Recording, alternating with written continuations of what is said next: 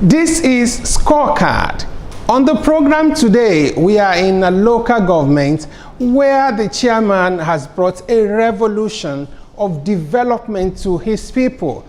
We had been here before, and this is a wrap-up of an interview with him as he begins to prepare for the second tenure of his administration.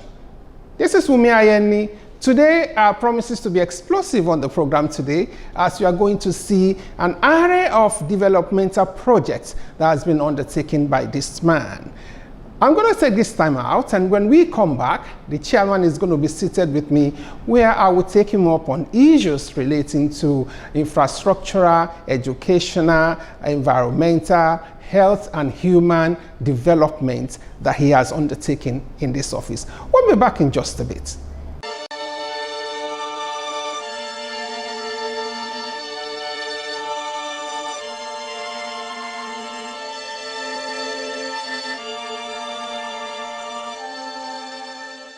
Welcome back. In case you're just joining us, this is Scorecard for this week, and my name is Wumi Ayeni.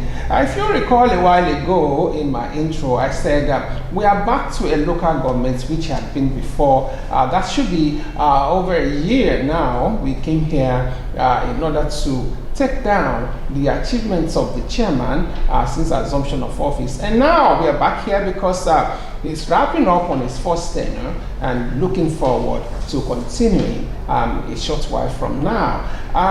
Like I said at the intro, the chairman of this local government has brought a revolution of development to the people. And his handwriting is everywhere on the wall, because the last time we came here, and I went round even to the remotest of places here, I saw his handwritings, and we are here today to see how far the local government had progressed from what we saw the last time. And yes, you'll be the judge after this interview. I have here with me today the chairman of Ojo local government area of Lagos State, and that's talking about Honorable Rasulu Olusola Idowu. So nice having you on the program today, sir. Good afternoon. You are welcome. Yes, sir. I can see you look so cool, so calm. And your name will want to make one feel like, what magic is this man using? What exactly is your magic? Thank you very much, Mr. Wumi. It is God. I want to say I thank Almighty Allah for giving me the opportunity to serve my people. You know, when you have the decision, the say to do exactly what your people needs, you will be of rest of mind. So wow. That is the secret. Yeah, that's, I'm taking that home with me, I promise you. Anyway, now let's go to the issue of the day. We will start with our segment, the COVID-19 busters. And here we'll be talking about when the coronavirus pandemic broke out, about going to 2 years now. How did you sensitize the people to even know the nature of the disease and how to prevent it? And what were those things you did in order to cushion the harsh effects of lockdown and all of these things? Thank you very much. The unforeseen is not expected. But immediately we were called upon at the state government. Each one of us, including myself, came back to our different local government, and the first thing we did was to call sensitization and enlightenment gathering of all our people to sensitize them of the situation. We brought experts, the MOH and the health instructors, gave insight of the coronavirus, and educate our people about the dose and things they should know about it and how to prevent it. Immediately after that, we did the flyers, posters, to let every people, all the people of the local government, to be aware of the situation. We didn't stop there. We immediately moved to put we get a foot machine, Okay. foot hand wash machine at different areas, especially at our formation. It's in the local government here, our facility, the health centers, the hall, and so many other places, customary court and the rest. This we do so that everybody will have opportunity to wash their hands at all time. After that, we even go further to do some, taps. Okay. At some different places, including schools and some areas, to make sure that we comply with the COVID-19 protocols. We didn't stop there. When it traveled for a long time, and when people started agitating, when the lockdown begins and people have started agitating for food and the rest, we did food palliative comprises of beans, rice, all semo and the rest, which we have, of course, evidence, and we make sure that each areas were called upon to give these palliative measures, in addition to what the state government has provided. This we did for about 2-3 months to make sure that our people are not did not suffer the impact of the COVID-19. After that, when it was beginning to ease, when the lockdown was eased, we did empowerment, because we know actually that the situation has affected the economic situation of our people. We did empowerment of cash to our people for over 150 people to cushion the effect of the economic hardship they've been to.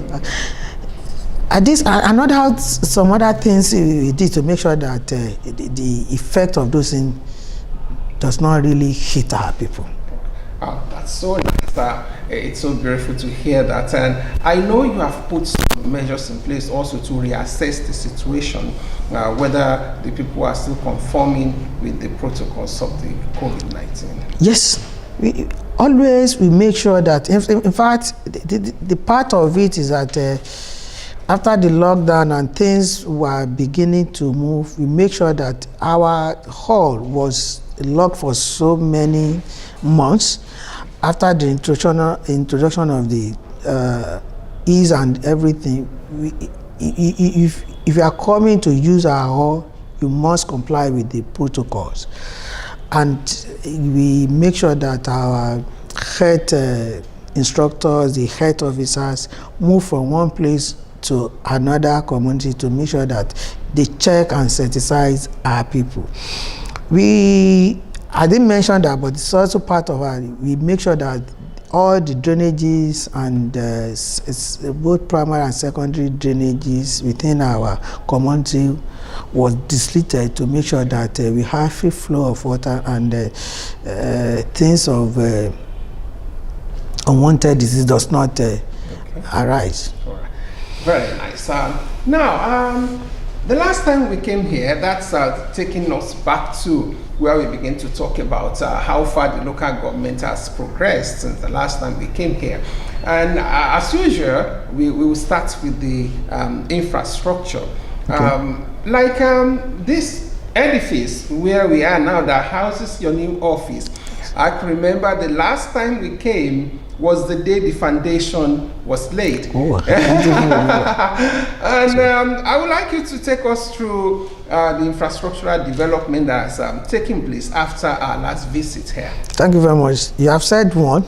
This building we have is one of the newly done project within the reviewed period we are talking about. Aside from this, we have done several roads. We make sure that all our political world is being witnessed with our projects. Okay. For example, in Wode here, Georgetown here, between the reviewed period, we embark on the construction of Adeyemi Street. Is a new road. We constructed, with drainage. We have done Mapowu Street in Ojo here. We also constructed the Market Street, both in Ojo here. We moved to Ward B, Ajakaye Street in Ward B in Ira is presently under construction at about 70 to 75 percentage completion stage. And also at the same Ward B, there's a community called Onireke Muwotedi Road. This area is completely, if I want to say, has been cut out of the people. But we have to fulfill electionary promises we made to our people. So with that, we have started the construction of Onireke Muwotedi Road, where we have boundary with Oriade local government. The road is equally ongoing, and I think is about 80% construction stage 2. At Ward C, Sabo Alaba axis, we have done Oseni Odunton Road. It has been constructed and even commissioned. We presently doing what is the name? Taiwo Akinbode Road at the same Ward C. Is ongoing, and very soon it will be completed. That is on road. We did other roads too. We have done Alaji Idowu Close in Ojo in Wode here, and some other roads I cannot mention now. On education, we are aware of the challenges our pupils have in benches and desks, furnitures to the pupils of our primary school. So you take the bold step by we have provided 1,000 desks and benches for our pupils in our primary schools. Okay. We have supplied it to our primary schools, and the teachers at the Riverine, they need to be prompt. They need to be at schools as at when to make sure that they attend to the pupils. We make sure that they are given a speedboat to facilitate their movement from the upland to Riverine. Wow. Yes. We also gave the NUT teachers to facilitate their movement from here to other areas. We provide them with bus to assist them in their daily activities. That is about it. And so many other things. We renovated, yes, I remember, yes. We renovated Army Demonstration Primary School at Barras. We did renovation of 3 primary schools at Barras, Ojo Military Cantonment, Army Demonstration Primary School, Army Nursery and Primary School. I couldn't remember the third name now, but we did 3 renovations. And in those schools we renovated, we make sure that we had a borehole for them to ease the. We just finished distributing a JAMB form to the students. Seeking admission to IAS. That one is a periodical thing, both GC and JAMB. Every year we make sure we invest on it. We give our students free JAMB form and GC to assist the indigent parents and the students. And the same thing happens to the bursary. Although we have not done this year but we hope that we will still going to do it. So far so good. And some other things, I couldn't remember now, probably when the school bag, maybe you are here. Okay. Yes, we did school bags for all the pupils of our primary schools. At Riverine, we make the pupils of Riverine primary school are giving life jackets to make them safe from moving from one place to another during the course of going to schools. Security is very paramount to us. Here in the local government, Ojo local government, we don't joke with monthly peace and security meeting, because we believe that will give us opportunity to get feedbacks from our security, the officers in charge of security in the domain. So, and we make sure that we attend to the needs of those concerned as at when the example of it is that before the NSAS crisis, we gave minibus to Ojo Police Division and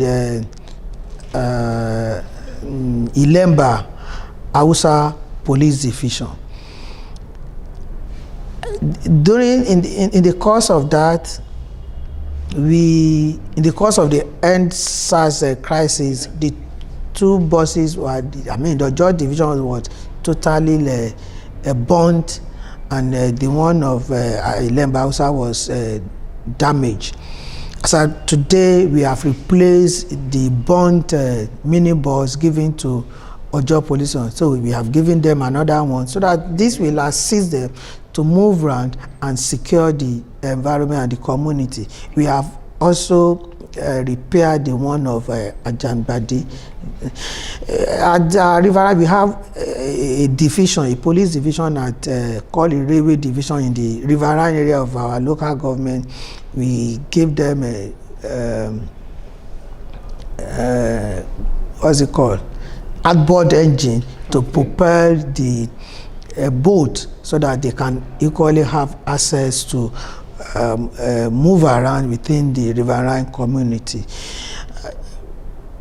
We assist, we make sure that we give the officers stipends every month to assist them in the activities of their areas. This we have been doing. And in terms of community, make sure that the community is equally safe. We have provided a street light in some areas. Ojo here, Dada Street, Arogundigbe Street was given a street light. Ojo Igbede Road along Alaba was provided with street light to illuminate the area, so that when areas is illuminated, crime will be So cleanliness is the next thing to cleanliness. So we don't joke with it. As I told you the other time when we were talking about COVID, that we deslete and clear the drainage. We didn't do that because of only COVID. It is a routine thing we have been doing, because we don't want a situation whereby flooding will affect the local government area. So this a part of it we are doing. And in regards to that, we make sure that some of the damaged drainages and culverts was repaired. Example is Olojo Drive drainage was that there's an axis there that has been damaged. We repaired and reconstructed that. We did another drainage at my 10 Ashiyanbi Balogun bus stop, so that area lead to the canal. So when it's flooded, when it is raining, that water, the drainage will take the water down to the canal, and then that place will be free. So we don't joke with cleanliness, and regularly our sanitary inspectors make sure they cut away the refuse, and if you look around, you will see that the environment is clean. It's very clean. I must attest to that. Very, very clean. All right. Now, let's go to the last point of discussion here today, and that's going to be the health and human development. Under the health, we'll be looking at the PHCs. Are they running smoothly, or are their services unhindered? And from there, we'll talk about human development, youth development, women development, poverty alleviation, aged. So we talk about those issues. Yes, our aged and widow in this local government, despite the enormous task and little finances we have, we don't joke with them. Since my assumption in office here, we have been giving the aged a stipend monthly, every month. We gave about, I think, about 100 plus. We give them a stipend every month. It's every month, and that's what we have been doing to assist the aged, and as well as the widow. The youth, we don't want a situation whereby our youth will be far to us. So what we have done here is to establish a community-based youth committee. So in each of our community, we have ESCOs of the youth, about five, which we interact with quarterly to get feedback of what is happening in their area. By that, we are able to get feedback, what is happening. We are not waiting for their head to come and tell us. We want to hear from the assessment, and that's what we have. So in each of the communities in our local government, we have representative of all the youth. So it gives us opportunity to interact with them, and then we get we make sure that empowerment and training are done. We have done different types of empowerment for our youth, and we are planning to do another one. Probably you will be called upon when we want to do it, to come and be part of the coverage. Regards the women are usually carried along in our activities. We have done, it's a continuous thing. We have done sensitization, enlightenment on violence against women, rape, and the rest. In fact, I want to tell you, we are partnering with American Embassy. On Friday, they are coming. We are having another talk, sensitization talk at our hall with the women and our guests in respect of violence against women and rape. Women are also being empowered. I've told you that we gave empowerment from time to time to the lesser ones, I mean, who wants to do small scale businesses. We have been doing that, and we are going to do, this opportunity has given me opportunity to say, we are doing another one by this ending of June or July. We are going to give another set of women money to assist them in their businesses. We have a joint money with LSETF, Lagos State Employment Trust Fund. We contributed fund together. We contributed about 5. They do too. So we are giving our people, whoever who wants to access the loan can go there, access it. Presently, as I'm still talking to you, we still have above 3 million naira unaccessed in that. So people come there, access the money, and they pay back. Our PACs are well maintained and attended to. We have PACs, one at Ibede.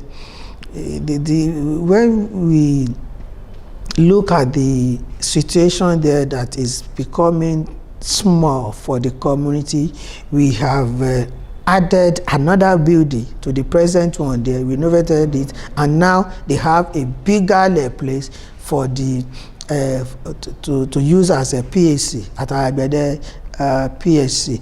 The Ojo PSC is functioning at 24 hours, and we have been very prompt at their demands, and the doctors are always there. We make sure that fund are given every month to service their needs. Now we'll take the last message, because I can see your party's primary is coming up in few days, yeah. And I need you to send that important message out to your fellow party men and women, and of course to the entire people of Ojo as we await the local government election? They have seen from what we have done.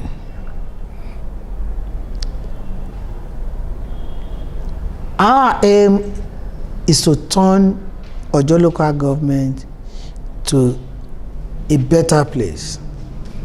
We made the promises in the first tenure when we are coming in, and we have fulfilled the promises. Virtually all the promises, the electionary campaign promises we made to our people has been fulfilled. Is it about transformers? I've forgotten to mention transformers. So far so good. Today we have provided 15 transformers to different communities. Wow. So my appeal to our people is that they should re-elect us back. Come out on Saturday, do the voting, so that the good thing we have been doing in Ojo local government, the aims and objectives we have for the local government to be achieved. Wow, it's been a jolly well ride with the chairman of Ojo local government. That's talking about Honorable Rasulu Olusola Idowu. Like I said, we were here a year ago, and all what he had said on the program today were done within the space of 1 year. Even a man with a magic wand wouldn't do more than he has done, by my opinion, because I've moved around before the interview, and I must say I have seen wonders. I have really seen wonders. The Ojo that I used to know before, it's not the Ojo that I have seen today. And more kudos to him and to all hard-working public officers out there. Always put in your best, because it's coming back to either haunt you or to make you. This is Wumi Ayeni.